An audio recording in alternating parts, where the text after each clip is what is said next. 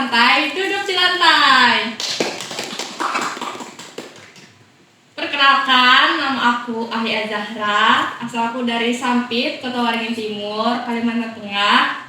Di sini aku berkuliah di Universitas Palangkaraya, program studi pendidikan sendera tasik. Di sini ada bintang tamu yang paling kece dan ganteng nih. Di sini ada siapa Kak? Silahkan perkenalkan namanya. Perkenalkan, nama saya Rogate Masa Gempanesya. Saya kuliah di Universitas Palangkaraya. Sekarang sedang menjalani perkuliahan semester 6. Saya berasal dari Nias Utara, tepatnya di Sumatera Utara. Saya kuliah di UPR jalur SNBP, beasiswa. Wih, keren nih. Jauh-jauh dari Nias ke Kalimantan Tengah, apa tuh motivasinya? Motivasi saya berangkat dari Nias ke Kalimantan, pada awalnya saya daftar di Universitas Palangkaraya. Saya melihat di webtoon ada namanya program studi pendidikan sendera tasik. Sendera tasik ini setelah saya riset sebelum saya daftar, di dalamnya banyak pendidikan yang dimana sendera tasik ini masih di ranah FKIP atau biasa disebut Fakultas Keguruan dan Ilmu Pendidikan. Jadi sendera tasik ini masih di bawah naungan FKIP. Di sendera tasik ada seni drama, tari, dan musik itu. Oke. Kalau ini Kak Nazar nih, silakan perkenalkan Kak.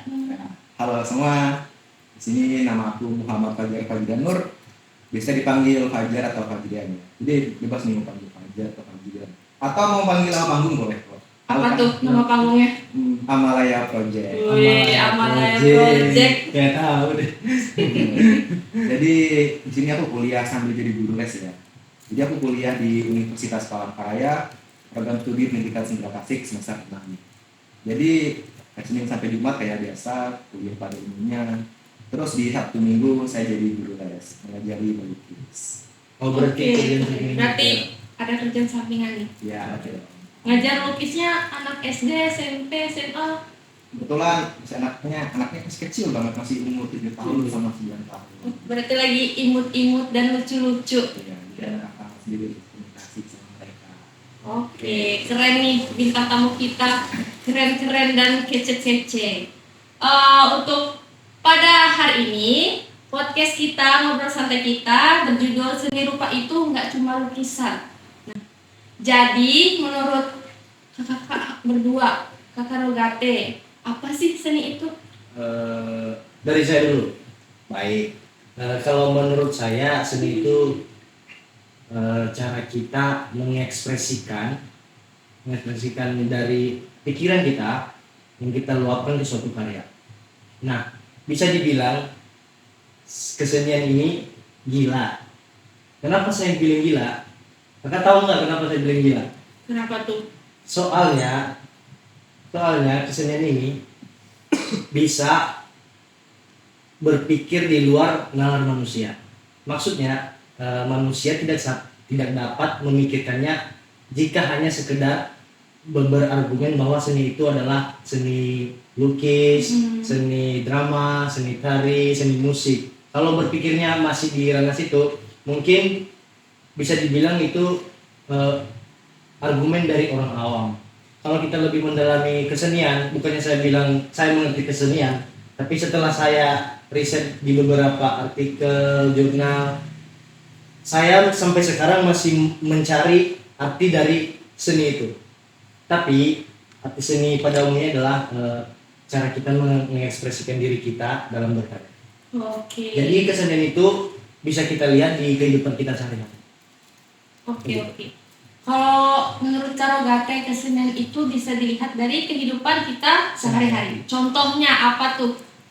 Contoh kecilnya saja, kita melakukan gerak kayak gini, itu udah kesenian, itu udah termasuk dalam seni. Kenapa saya bilang seni? Itu kan udah ada pola.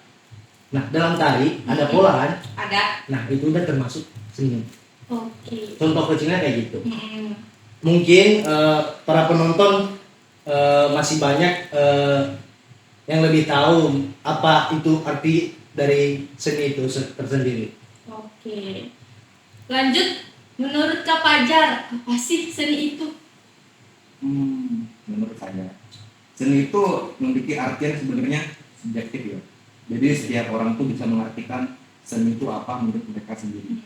Cuman menurut saya seni itu adalah bentuk ekspresi mereka terhadap apa yang mereka pikirkan lalu tuangkan untuk apa yang mereka lakukan. Contoh mereka memikirkan sesuatu yang mereka pikirkan, mereka ingin menuangkannya dalam bentuk visual. Jadi mereka bisa mengulurkan pikiran tersebut dalam bentuk seni rupa. Begitu juga mereka seni musik ya. Mereka ada ide nih tentang musik. Jadi mereka menyampaikan ide tersebut melalui musik yang mereka buat. Kalau orang tari juga sama dong. Kayak mereka, wah aku kepikiran nih ada ide mau buat sesuatu yang unik nih di pikiranku. Otomatis mereka langsung membuat itu melalui gerakan. Jadi setiap seni sebenarnya ini punya sifatnya masing-masing, punya uniknya masing-masing, tapi memiliki satu kesamaan. Kata nggak bisa mati. Apa tuh? Seni itu nggak bisa mati. Kenapa? Orang bilang, contoh nih seni rupa, kata orang, wah ini gambarnya sudah selesai. Padahal enggak. Gambar ini sebenarnya bukan selesai, tapi tidak dilanjutkan. Karena pada dasarnya seni itu nggak akan pernah ada ujungnya. Contoh, saya membuat karya seni. Misalkan saya kan melukis nih. Iya. Saya buat lukisan, misalkan judulnya pemandangan indah deh gitu. Itu saya buat dalam waktu misalkan 3 hari nih. Nah, menurut saya itu selesai. Iya. Pada dasarnya itu buat saya, tapi tidak saya lanjutkan. Kalau saya lanjutkan, apakah ini selesai? Mungkin tidak. Iya. Misalkan nih, lukisan ini saya lanjutkan lagi ke siswa saya. Apakah selesai? Jawabannya tidak. Karena seni ini tidak akan ada habisnya, tidak akan ada matinya. Hanya apa? Hanya tidak dilanjutkan saja. Oke. Itu uniknya dari seni. Menarik nih pembahasan kita tentang seni. Jadi seni itu adalah cara manusia mengekspresikan dirinya masing-masing. Lanjut lagi kita ke sesuai dengan judul kita, seni rupa. Menurut ke Kak Fajar dulu dong. Tadi kan sudah ke Karogate. Menurut Kak Fajar yang emang terjun langsung ke dunia seni rupa, apa sih seni rupa? Itu. Simpelnya gini ya. Seni rupa itu kan di dalam kata seni rupa ada seni dan rupa. Kita berfokusnya ke rupanya. Jadi namanya sudah rupa berarti bisa dilihat dengan Mata. Berarti seni rupa itu adalah seni yang dihasilkan melalui visual yang bisa kita lihat. Gitu. Sebenarnya gitu. Contoh seni rupa yang bisa dilihat secara visual apa? Di sini umumnya kan orang membagi jadi banyak. Cuman untuk saya bagi jadi 2 aja sih. Jadi seni rupa tradisional dan seni rupa digital. Tradisional ini ada jenis juga lagi nih. Ada yang seni rupa 2 dimensi, 3 dimensi. Nah kalau yang digital ini pada umumnya cuma 2 dimensi. Karena cuma bisa dilihat aja, nggak bisa disentuh, nggak bisa apa. Karena cuma ada di digitalnya aja. Contohnya kalau yang di tradisional nih, yang 2 dimensi, contohnya lukisan, kayak gambaran-gambaran yang ada di belakang kita nih. Ini termasuknya 2 dimensi. Kalau yang 3 dimensi itu kayak patung, contohnya. Jadi kayak tubuh itu termasuk seni rupa 3 dimensi. Jadi kayak patung-patung yang di pinggir jalan atau di bundaran itu masuknya di seni rupa 3 dimensi. Oke. Kalau menurut Karogate? Kalau menurut saya seni rupa ya tadi. Iya. Kalau menurut saya seni rupa itu karya lukisan sih. Soalnya kan kalau saya bilang, kenapa saya bilang lukisan? Saya kan mayornya lebih ke seni musik. Oke. Seni musik. Jadi kalau menurut saya seni rupa itu sendiri merupakan lukisan yang dibuat oleh seorang. Seorang ini bisa kita bilang subjeknya. Nah, dia membuat karya lukisan baik itu di atas kertas, di atas papan. Nah, itu kalau di atas papan bisa dibilang seni ukir ya? Ya, seni ukir. Apalagi kalau dibuat bentuknya tadi yang Kakak Fajar bilang tadi, patung. Itu seni 3 dimensi ya? 3 dimensi. Kalau menurut saya. Oke. Untuk Karogate yang basicnya musik, apakah mempunyai pengalaman pribadi tentang masalah seni rupa kayak lukisan atau pernah berkuliah menggeluti lukisan Iya, seni iya, rupa iya. ini? Saya di Sendra Tasik eh, menjalani perkuliahan seni rupa juga. Betul. Saya mengalami kesulitan. Kenapa saya mengalami kesulitan? Di dalam melukis ini, saya lebih mengutamakan apa yang ada di pikiran saya. Jadi, terkadang apa yang saya tuangkan ke dalam isi kertas ini, orang yang melihatnya atau audiensnya tidak mengerti. Nah, pada dasarnya, kenapa kita membuat lukisan ini, kita harus mengetahui biar audiens bisa mengerti apa arti dari lukisan kita itu. Iya. Nah, saya kesusahan dalam menyampaikan pesan dari lukisan saya itu. Mungkin itu sih. Itu tantangan terbesar. Ya, tantangan terbesar menurut saya. Oke. Kalau menurut Kak Fajar, dasar-dasar pengetahuan seni rupa tuh apa sih? Untuk dasar-dasarnya tuh ya, kita ambil contoh langsung yang lebih spesifik, misalkan seni rupanya 2 dimensi nih. Iya. Jadi dasar-dasarnya itu yang pertama kita harus mengerti apa yang mau kita buat dulu. Jadi kalau misalkan kita ngomong langsung ke dasarnya kayak misalkan cara membuat ini, cara membuat ini, tapi yang kita buat kita nggak tahu, saya nggak percaya, itu nggak bakal jadi, nggak bakal selesai. Karena di seni rupa ini tuh sifatnya apa, tertinggal. Tertinggal tuh dalam artian apa yang sudah kita taruh itu akan nempel di situ. Beda loh sama kayak seni tari, seni musik. Kayak misalkan ini salah nih, kalau digerakkan gampang kan. Iya. Di musik tinggal ganti misnya gampang kan. Iya. Tapi kalau misalkan seni rupa sudah ditempel, itu bisa sih dihapus. Cuman kalau sudah dihapus itu bukan pesannya hilang, tapi penyampaian kita hilang. Kayak kita menyampaikan apa, tapi seperti tidak tersampaikan, seperti kayak menyampaikan ini, tapi nggak sesuai. Ini nggak sesuai gitu kan. Jadi dasar-dasar pengetahuan seni rupa ya, yang menurut saya itu yang pertama adalah mengetahui apa yang mau kita buat dulu. Nah, yang kedua, kalau kita sudah tahu apa yang mau kita buat, pasti kita kenal dulu sama yang mau kita buat tadi. Contoh kita mau buat luar angkasa nih, tapi kita nggak kenal luar angkasa itu apa. Nah, jadi nggak bakal bisa dong. Jadi kita harus tahu, harus kenal. Nah, yang berikutnya itu dasarnya itu kita langsung ke sketsa. Apapun itu seni rupa 2 dimensi, pasti ada sketsanya. Itu yang perlu kita bagi pertama sebagai dasarnya. Jadi dasar seni rupa 2 dimensi ini apa? Sketsa. Kita bisa ngapain aja, kita cuma sketsanya. Sketsa itu nggak mesti dari garis ya Kak. Bisa aja langsung dari warna, menggunakan cat langsung, menggunakan pewarna langsung tanpa ada garis. Tapi garis-garis itu dari cat, dari pewarna, itu jadinya sketsa juga, sketsa awal. Bisa dibilang abstrak. Jadi dasarnya itu yang pertama itu kita sketsa. Yang kedua itu adalah bisa dibilang mewarnai. Mewarnai bebas loh, mau pakai yang hitam putih, bisa yang pakai berwarna, ini bebas banget. Nah, setelah itu mungkin detailing. Detailing ini adalah bagian paling penting karena ini yang bisa menghidupkan dari sebuah lukisan tersebut. Banyak orang kenapa sih kok gambarnya kasar mentah, tidak disampaikan, kenapa? Detailnya tidak ada. Seperti kita misalkan mau menggambar bola nih, yang ada pencahayaannya, tapi di sini detail cahayanya tidak ada, detail bayangan tidak ada, gambar bolanya akan kasar mentah.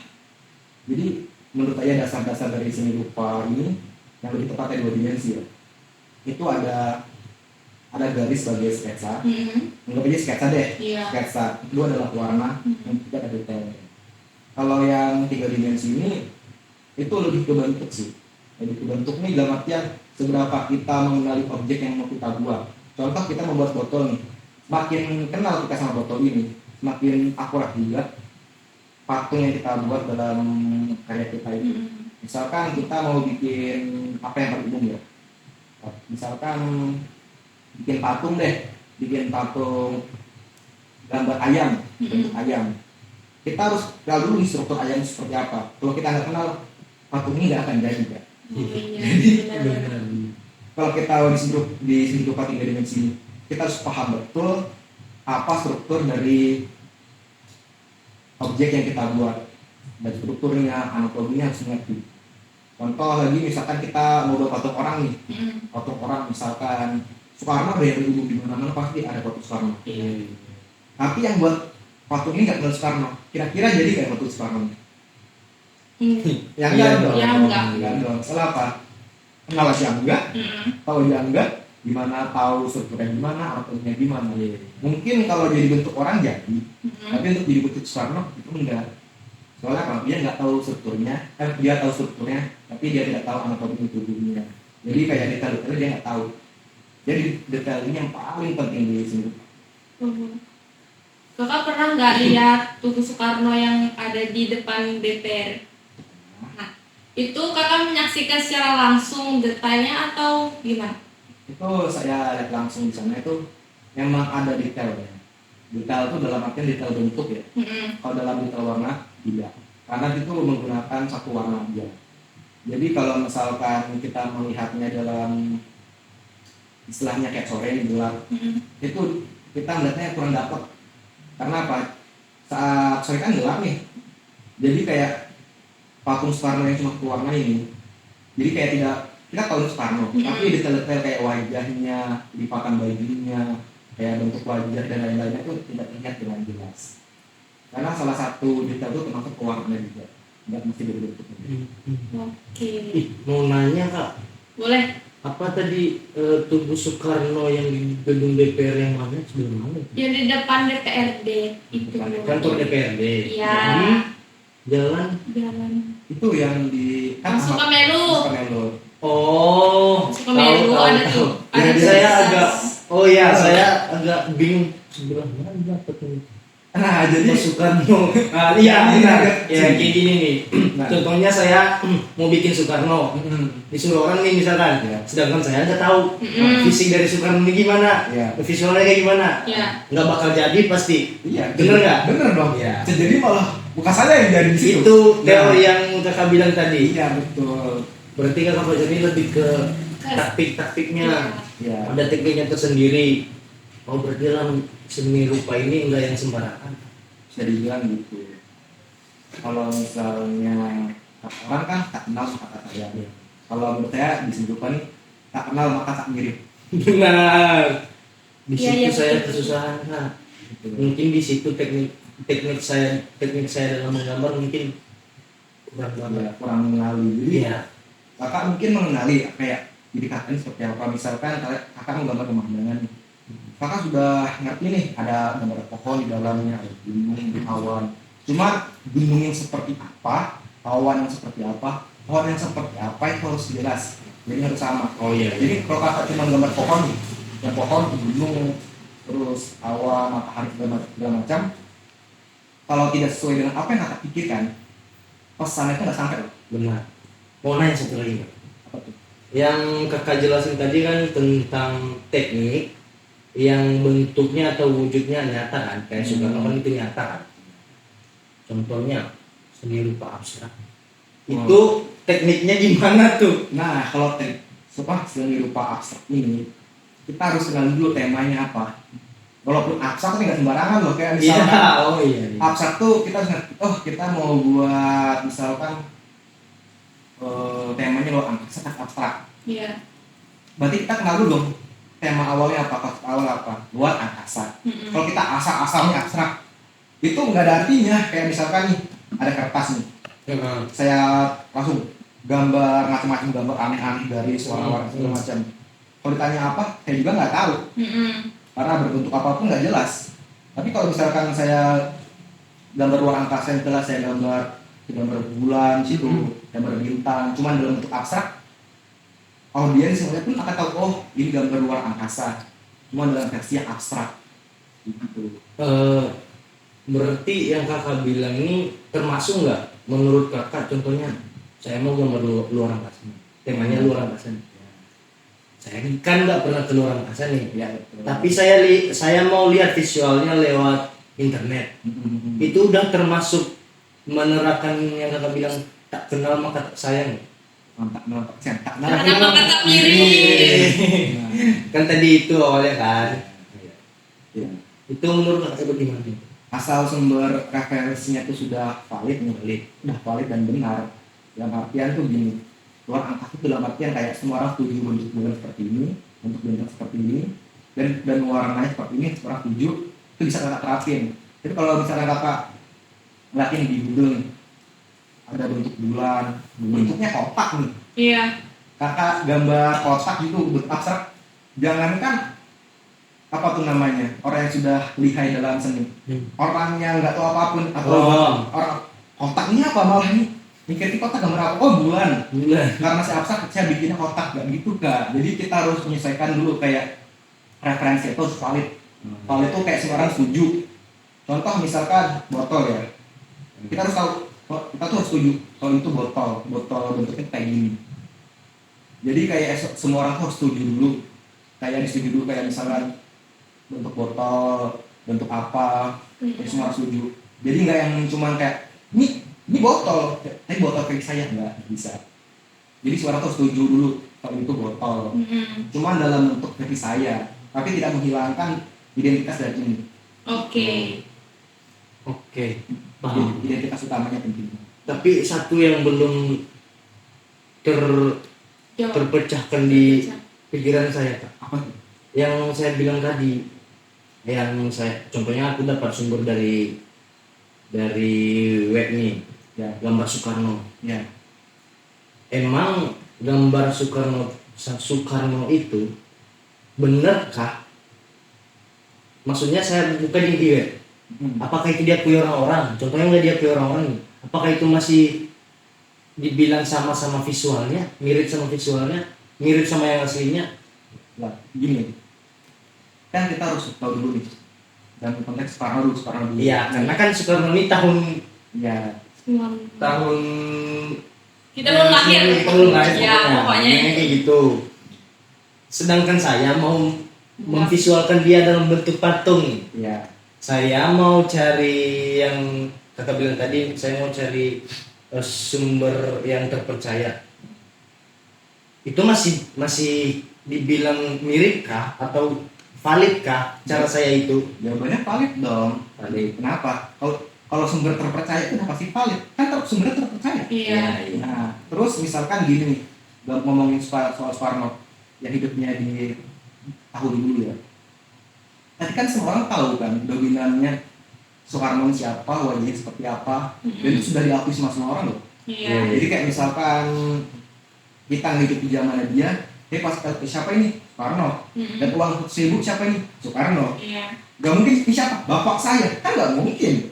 Saya ada lagi satu pertanyaan nih, kan. Apa tuh? Dinosaurus. Waduh. Itu berat ya, Dinosaurus. Kan sekarang banyak film-film dinosaurus. Iya.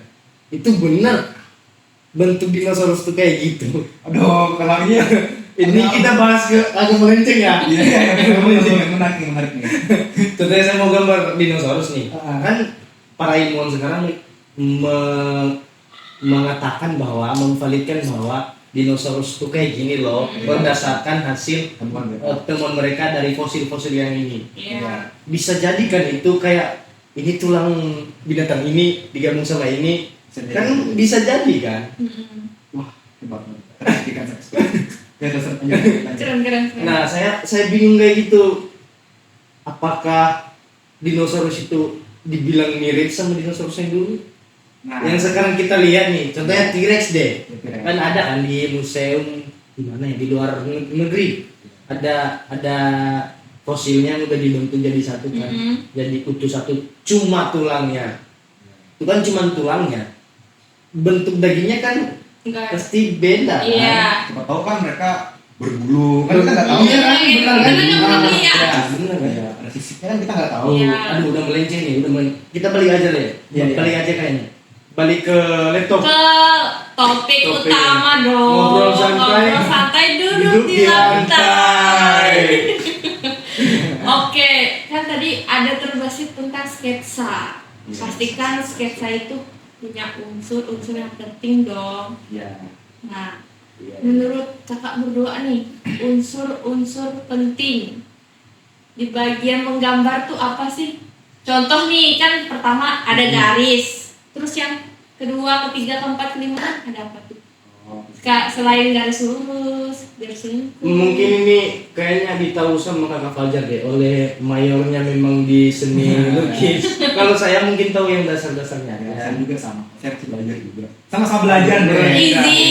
Easy.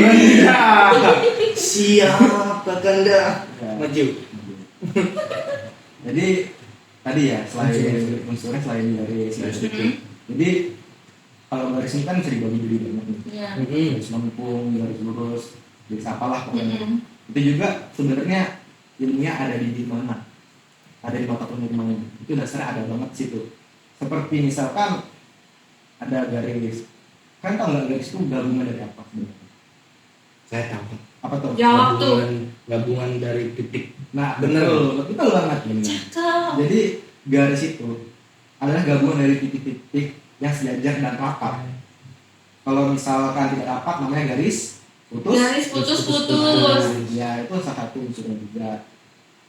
Jadi ada yang pertama itu kan ada garis titik. Nah, itu yang paling dasar itu, yang paling dasar banget tuh dalam kita membentuk suatu bentuk di seni rupa. Jadi kayak misalkan kita mau gambar botol ya, gambar botol ini. Jadi kita bisa pakai titik-titik atau langsung garis, ikutin bentuknya gimana, ukuran seperti apa. Jadi kayak itu buat jadi landasan utamanya, misalnya jadi Rangkanya. Rangkanya. Iya. Nah, nanti untuk mengisi sebagai acuan utama untuk membentuk apa, bisa ditambah sebagai kayak warna-warna. Misalkan kita mau bikin bentuk ruang deh, ruang. Iya. Kan berarti kalau misalnya kita cuma gambarnya pakai titik-titik atau garis, itu berasa kosong banget kan. Jadi gimana caranya biar ini ada kesan ruangnya. Jadi kita tambahin yang namanya warna. Jadi kita itu nerapin yang namanya gelap dan terang. Jadi kayak misalkan warna hijau kan, kalau dikasih gelap jadi hijau tua, terang jadi hijau muda gitu. Itu untuk mendukung unsur pendalaman dalam bentuk sebuah ruang gitu kan. Oke. Kan udah pada belajar nirmana. Nirmananya ada dua kayaknya. Iya. Nirmana apa tuh? Gimana di kita? Nah. Oke. Yang Dwi Matra deh. Masih ingat nggak tugasnya apa aja sih? Kayaknya menarik deh. Ingat banget deh kan. Soalnya tugasnya tuh sebenarnya nggak makan banyak biaya ya. Cuman makan banyak banget. Anda bohong. Kenapa tuh bisa bohong? Easy. Kan perasaan Easy. itu yang lebih sulitnya cari chatnya deh. Kalau saya kan sudah terbiasa lukis nih. Ya bagi Jadi- yang belum terbiasa Jadi kan lah. saya revisinya jarang, dikit. Iya. Easy. Easy. Siap. Jadi apa tuh? Ada beberapa Dwi Matra nirmananya. Jadi yang pertama tuh kayak di awal pasti ada garis titik. Nah ini ada nih contohnya ini contohnya.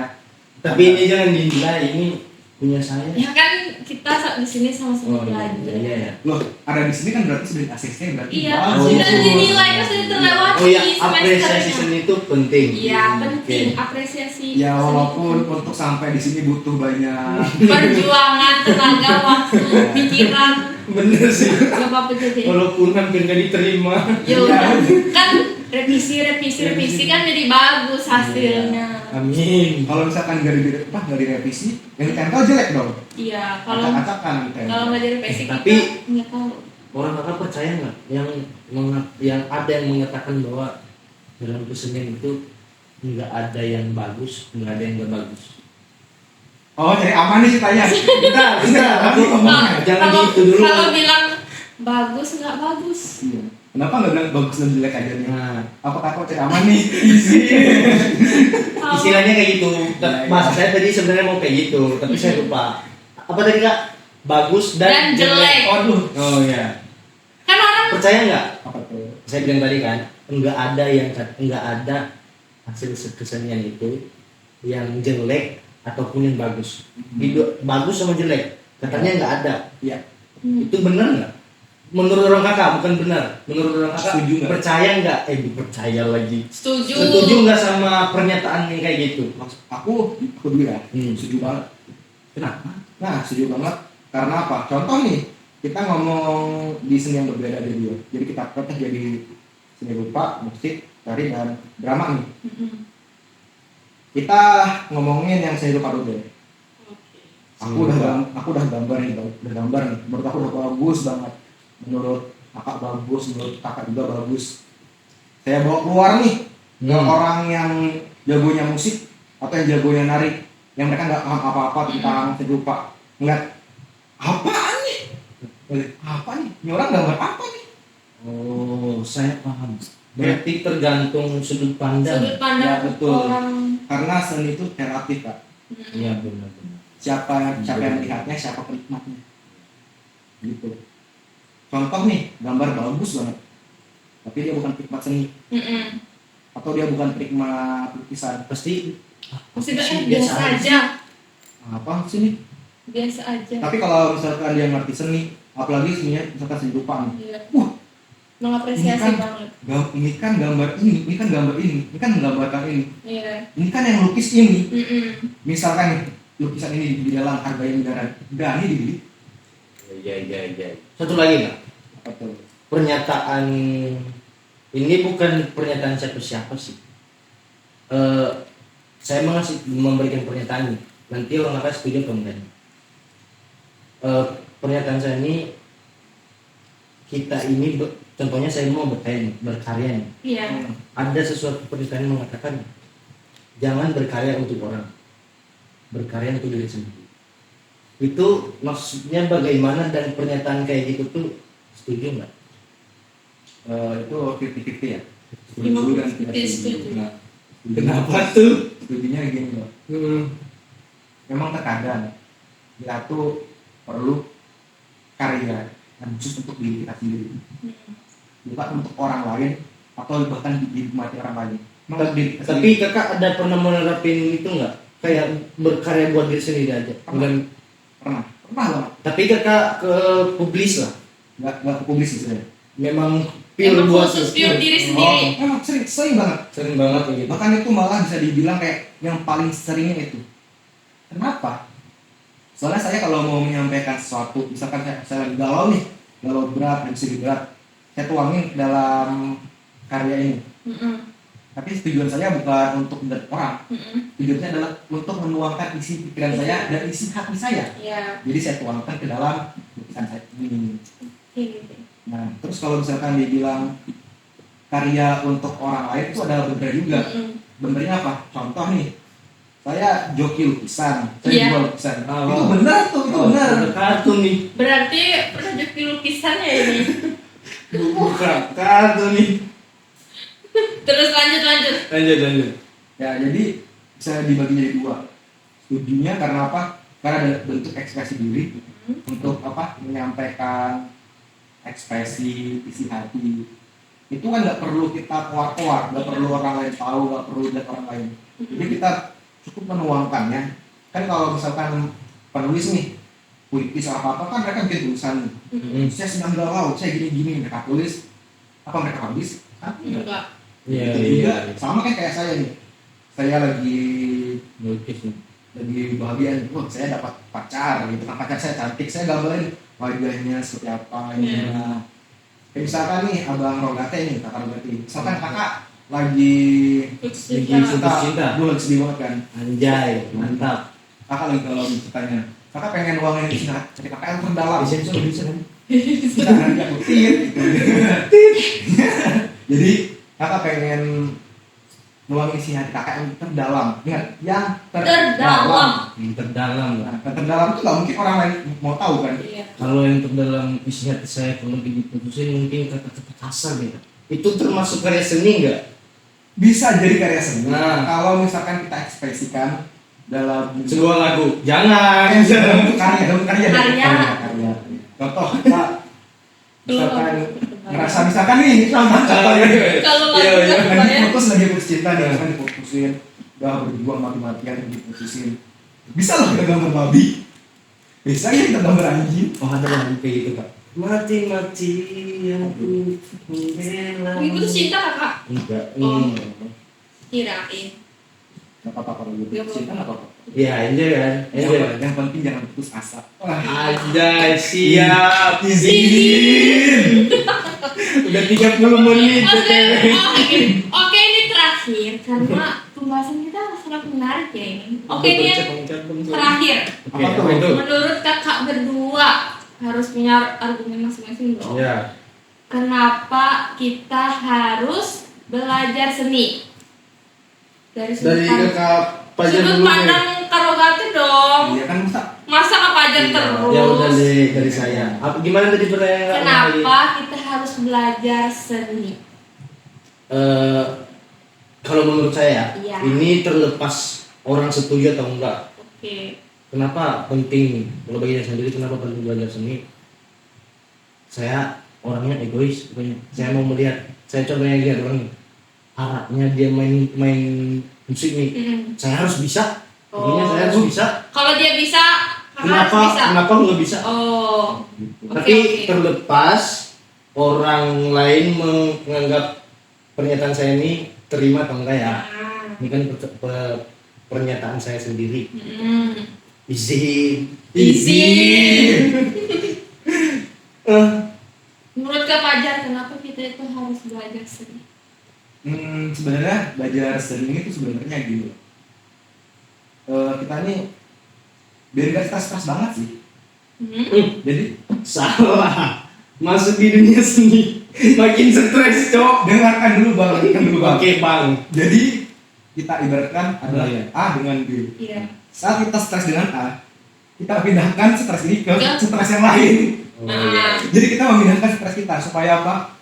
Stres kita di A ini sudah lupa. Ada Dengan tambah lagi stres ya. dengan menjelaskan diri dengan stres yang lain. Iya, iya. Mungkin banyak stresnya dong. Ya. Jadi seni itu unik juga kak. Jadi seni itu adalah obat penghilang stres sekaligus Dan menambah pencipta stres baru. Kakak lagi stres nih bikin musik aja. Musiknya nggak jadi stres Iya enggak? Benar. Kakak lagi galau mau bikin musik kan? Bikin Galau. musik lagi galau. Kok nggak jadi? Stres Stres lagi. lagi. Iya, benar sih, benar. Tapi stres yang pertama hilang kan? Bukan hilang kayak teratasi, terobati lah gitu berkurang. Lanjut tadi yang tadi. Yang mana? Kenapa harus belajar seni? Balik ke laptop.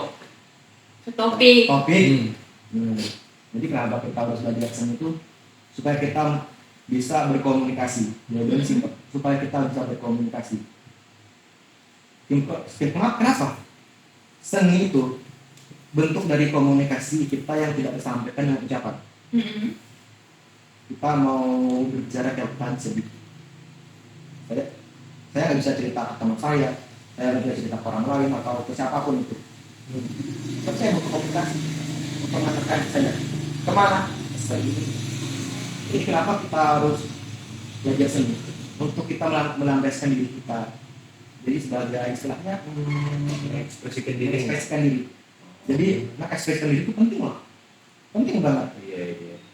Bahkan istilahnya seniman itu bisa dibilang tingkat stresnya tinggi tapi teratasi. Karena apa? Dia bisa menyampaikan diri mereka, isi hati mereka. Banyak loh Lewat. karya mereka. Banyak loh orang yang nggak bisa menyampaikan isi hati mereka, isi kepala mereka. Ujung-ujungnya apa? Bunuh diri, segala macam. Banyak. Iya. Minum, mabuk. Minum, mabuk, Iya, benar. macam-macam. Itu bisa jadi hal buruk loh. Dengan dia bisa berkesenian, dia bisa menuangkannya. Kayak misalkan contoh nih, orang galau berat nih. Cuman yang paling enak malah justru seniman musik. Kenapa? Pemusiknya galau, tapi bisa dinikmati banyak orang. Iya. Dia lagi galau nih, bikin lagu kan sedih hati gitu kan, jreng main gitar segala macam.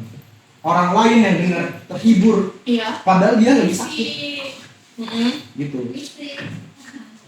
Terus? Terus. Nah, jadi itu kita tuh penting banget yang namanya belajar seni. Kenapa? Supaya kita bisa menuangkan isi hati, isi kepala, supaya apa? Supaya nggak stres banget. Oh. Soalnya stres di seni ini unik kan? Apa tuh? Unik, Kok bisa unik sih? unik dong. Stres-stresnya di seni kita lanjutin lagi. Coba contoh kita stres sama saya kan cowok nih, ada cewek stres, tinggalin aja dah.